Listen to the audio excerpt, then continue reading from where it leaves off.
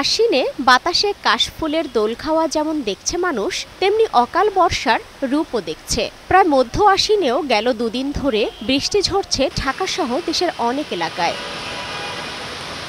বৃহস্পতিবার ভোর থেকেই রাজধানীতে নামে আশ্বিনের ঝুম বৃষ্টি, কখনো মুষলধারে কখনো ঝিরিঝিরি বৃষ্টি। এতে গেল কয়েকদিনের হাঁসফাঁস গরমের স্বস্তি আনলেও কর্মজীবী মানুষের ভোগান্তিটাই বেশি হয়।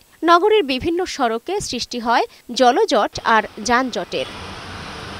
রাজধানীতে একটু বেশি বৃষ্টি মানেই নাজেহাল জনজীবন। বৃহস্পতিবার ভোর থেকে শুরু হওয়া বৃষ্টিতে ভোগান্তির শেষ নেই নগরীর কর্মজীবী ও স্কুলগামী শিক্ষার্থীদের। ভিজে ভিজেই যেতে হয়েছে গন্তব্যে। সবকিছু ভিজে যাচ্ছে, আবার এই যে আমাদের বই খাতা সব জুতা সবকিছু। স্কুলে যাইতে কষ্ট হচ্ছে, আমরা বাসায় যেতে পারছি না। আবার বৃষ্টিতে ভিজে যাচ্ছি, কর্মক্ষেত্রে গেলে জামা কাপড় ভিজা থাকতেছে, সারাদিন এই অস্বস্তিকর নিয়ে ভিজা কাপড় নিয়ে থাকতে হচ্ছে। কি বৃষ্টি হোক, কিন্তু ভোগান্তি আর কি একটু বেশি হচ্ছে। বৃষ্টি উপেক্ষা করেও জীবিকার তাগিদে কাজে বের হতে হচ্ছে খেটে খাওয়া মানুষদের। বৃষ্টিতে ঠান্ডা নামছে, ভাড়াটা একটু কম হচ্ছে, মানুষ ভাড়া ঠিক 10টা ভাড়া ছেড়ে দিচ্ছে না। গরিব মানুষ পেটের দায়ে আসতে হবে। আবহাওয়া অধিদপ্তর বলছে, মৌসুমী বায়ু সক্রিয় থাকায় ঢাকাসহ দেশের বেশিরভাগ অঞ্চলে ভারী বৃষ্টি হচ্ছে। বর্ষাকালে মৌসুমী বায়ু যে সক্রিয় হয়ে যায়, সেই সক্রিয়তার জন্য এই বৃষ্টিপাত হচ্ছে।